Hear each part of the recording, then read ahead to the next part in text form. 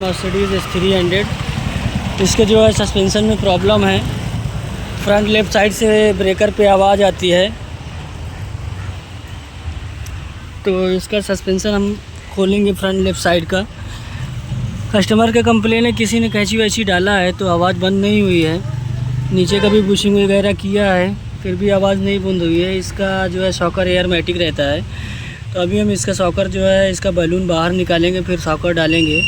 तो इसके खोलने का तरीका दोस्तों ये है, लिंकेज खोलने का, ऊपर वाली कैंची का एक बोल्ट खोलने का, और फिर इसका एयरमेटिक का पाइप देखिए यहाँ लगता है, ये ऊपर से खुलेगा। एयरमेटिक पाइप का बोल्ट खोलने का एक बोल्ट नीचे शॉकर का खोलने का जो यहाँ लगता है, और 3 बोल्ट जो है ऊपर से खोलने का, ये शॉकर का यहाँ से खोलने का।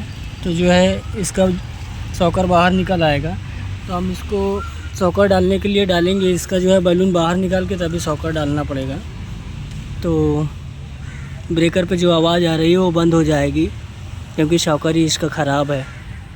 मिलते हैं दोस्तों अगले वीडियो में।